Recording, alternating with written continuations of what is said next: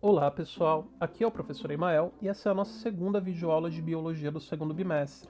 Na aula de hoje a gente vai estudar o reino protista, que é um daqueles 5 grandes reinos que a gente havia mencionado anteriormente nas aulas de Biologia. O reino protista é um reino que ele é caracterizado por ter como principais representantes os seres vivos conhecidos como protozoários e como algas. E eu já adianto para vocês, pessoal, que o reino protista ele é um reino bastante controverso. Por quê? Ele nunca foi um reino muito bem estabelecido e atualmente na ciência discute-se se esse reino ele é um reino válido. Por quê? Quando a gente estuda a história evolutiva desse grupo, a gente percebe que o reino protista ele é um grupo meio que artificial. Nessa tela vocês podem ver um cladograma gigantesco, que é um cladograma que a gente conhece como árvore da vida. Esse cladograma ele apresenta basicamente todos os principais grupos de seres vivos e os quadradinhos coloridos representam um reino. Só que o reino protista ele é um reino que ele está incluindo vários subgrupos que nem todos eles apresentam uma relação, uma ancestralidade em comum. Por essa razão, o reino protista ele é um reino que ele tem sido bastante discutido.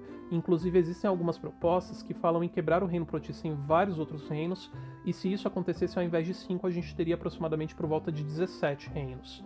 Só que para facilitar a nossa aula de biologia, a gente vai adotar o conceito mais tranquilo de reino protista para facilitar a organização do nosso estudo.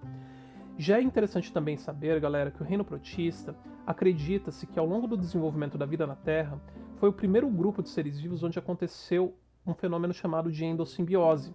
O que foi essa endossimbiose? Provavelmente há muito tempo atrás, algum grupo de bactérias parasitas começou de repente a parasitar outras células como outras bactérias e começaram a desenvolver uma relação de protocooperação de simbiose. Ou seja, essa bactéria parasita começou a perceber que dava certo sobreviver dentro de uma célula sem matá-la. Como resultado, galera, desse fenômeno, a gente teve a formação de duas organelas muito conhecidas, que são as mitocôndrias e os cloroplastos, que são organelas membranosas derivadas de células.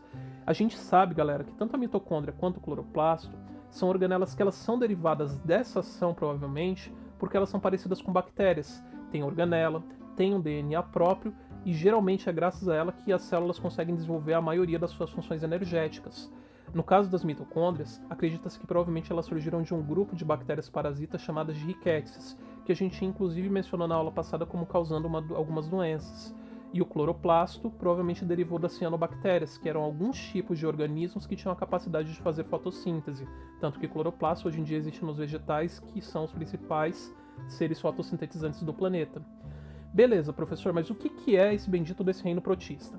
Como eu falei, ele é um grupo artificial, e de característica a gente pode listar algumas principais, como o fato de todo mundo nesse grupo ter célula eucarionte, ou seja, tem um núcleo organizado com seu material genético individualizado e separado.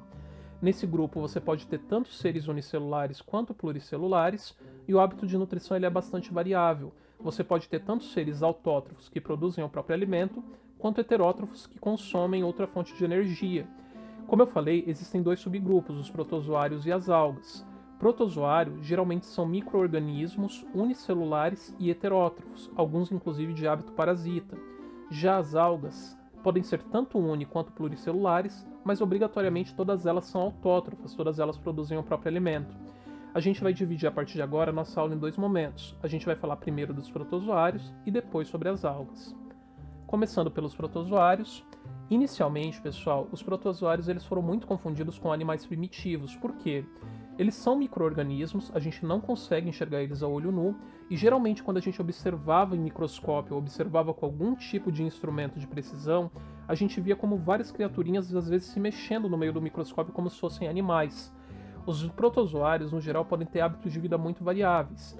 Ou eles podem viver na água, e aí ele pode ser tanto do ciclo de água doce quanto marinho de água salgada, e geralmente ele é o que a gente considera como plâncton.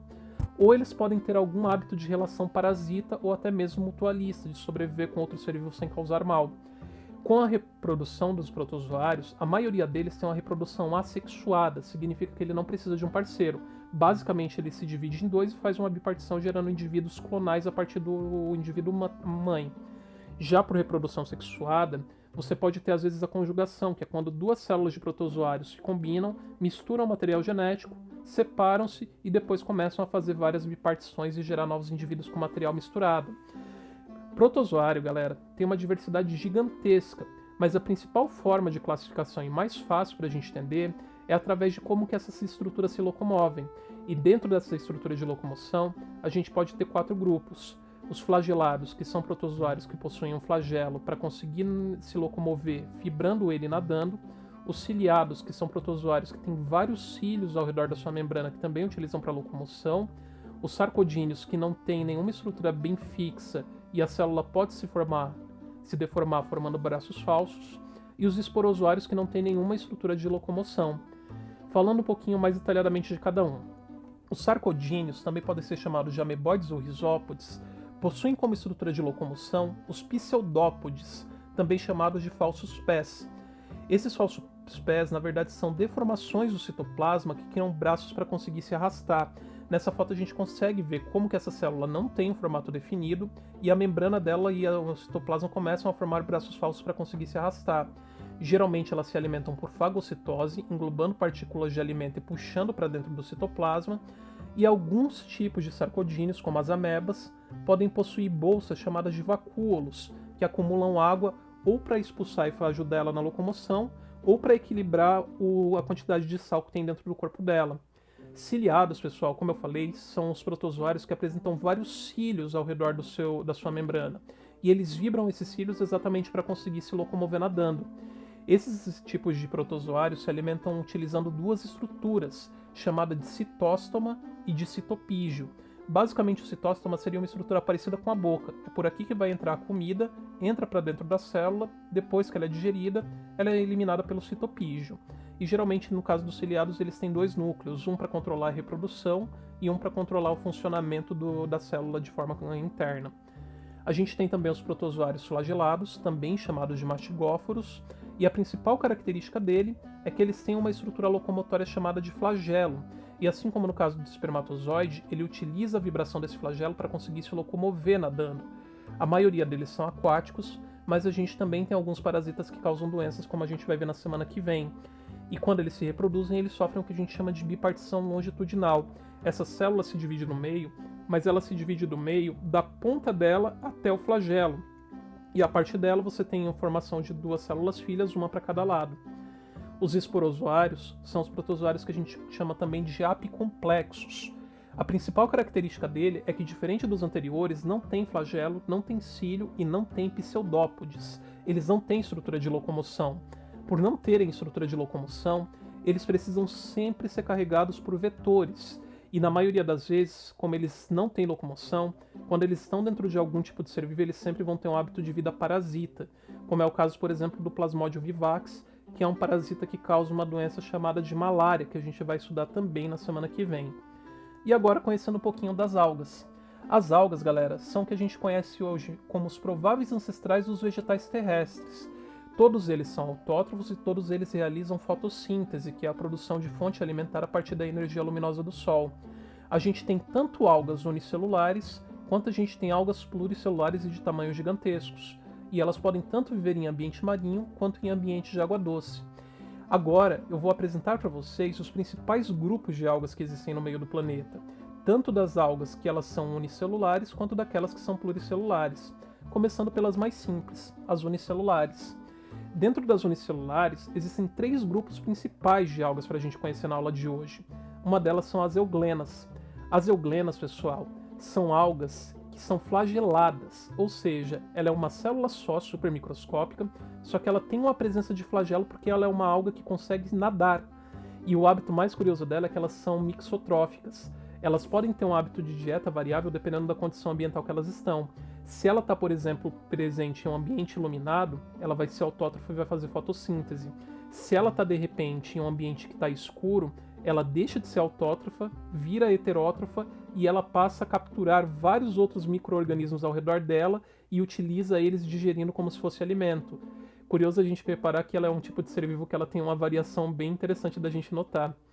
A gente também tem os ginoflagelados. Também são algas flageladas, têm uma coloração um pouquinho avermelhada e a principal característica dela é que elas causam um fenômeno chamado de maré vermelha no oceano.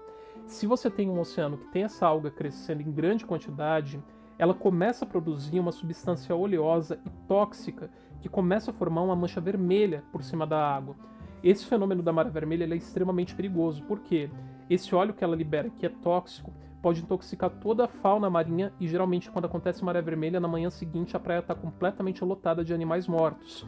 E se de repente você, ser humaninho idiota, for no meio, por exemplo, da água com uma maré vermelha acontecendo, você também pode ter uma intoxicação, porque esse óleo liberado por essas algas também pode penetrar através da pele. A gente tem também as diatomáceas, também conhecidas como algas douradas.